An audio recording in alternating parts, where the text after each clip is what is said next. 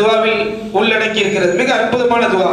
உங்களில் யாருக்கு கடன் சுமை இருக்கிறதோ, அடைக்க முடியல, பேங்க்ல லோன் வாங்கி இருக்கிறீங்க, அல்லது உறவுக்காரங்கள்ட்ட காசு வாங்கியிருக்கிறீங்க, ரொம்ப கஷ்டத்தில் இருக்கிறீங்க, உங்களால் மௌத்துக்கு முன்னால இந்த கடனை நிறைவேற்ற முடியாது என்ற பயம் உங்களை நிலை கொள்ள செய்கிறது.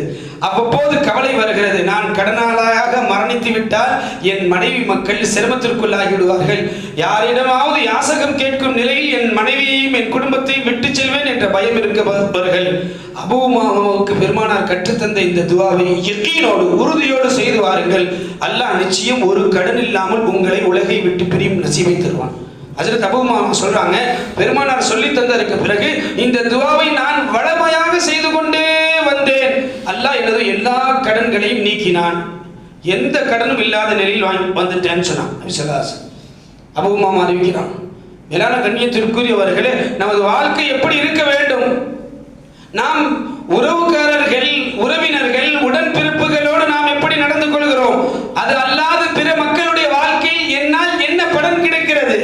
மனிதர்களில் மிக சிறந்தவர்கள், மக்களில் மிக உயர்ந்தவர்கள், நபி ஸல்லல்லாஹு அலைஹி வஸல்லம் சொன்னாங்க, அல்லாஹ்விடத்தில் மிக பிரியமானவர்கள், அஹப்புன் நாஸி இலல்லாஹ், அஹப்புன் நாஸி இலல்லாஹ், அல்லாஹ்விடத்தில் மிக விருப்பமான மனிதர்கள், அன்ஃபஉஹும் லின்னாஸ், மக்களுக்கு பிரயோஜனம் அளிப்பவர்கள். மேலான கண்ணியத்துள்ள ஹஜ்ரத் ஜாபிர் ரலியல்லாஹு தஆலா அன்ஹு, அவங்க தந்தை மௌத்தாயிட்டாங்க, அப்பா மௌத்தாயிட்டாங்க.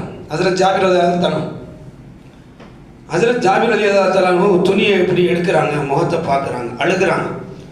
ஹஜ்ரத் ஜாபிர் ரலியல்லாஹு தஆலா தந்தையுடைய ஜனாசா அடக்கத்திற்கு தயாராக இருக்கிறது, அந்த துணி எப்படி விளக்குறாங்க, தந்தையுடைய தீதார் முகத்தை பார்க்குறாங்க, மூடுறாங்க, திரும்ப முகத்தை பார்க்குறாங்க, மூடுறாங்க, அழுகிறாங்க. நபி ஸல்லல்லாஹு அலைஹி வஸல்லம் கேட்டாங்க, ஜாபிரே என்ன ஆச்சு? யார் ரசூலல்லாஹ், என்னுடைய தந்தை அதிகமாக கடன்களை வைத்திருக்கிறார், என்னுடைய தந்தை அதிகமாக கடன்களை வச்சிருக்கிறாங்க, நிறைய பெண் பிள்ளைகள் இருக்கிறாங்க, என் உடன் பிறந்த சகோதரிகள் யாருக்குமே நிக்கா நடக்கல, யாருக்கும் திருமணம் நடக்கவில்லை, எனது தந்தை அதிகமாக கடனை வைத்து விட்டு சென்றிருக்கிறார், இத்தனை பொறுப்புகளும் கடமையும் விட்டு சென்றிருக்கிறார், இந்த என் தந்தையின் பிரிவு என்ற நிலை இப்படி இருக்கிறது, இதை நினைத்து என் மனது நிலை குலைகிறது, என்னால் தாங்க முடியல அப்படின்னு சொன்னாங்க.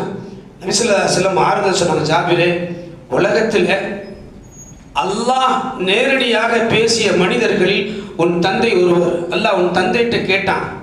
ஹஜ்ரத் ஜாபிர் ரலியல்லாஹு தஆலா ரசூலுல்லாஹ் சொல்றாங்க,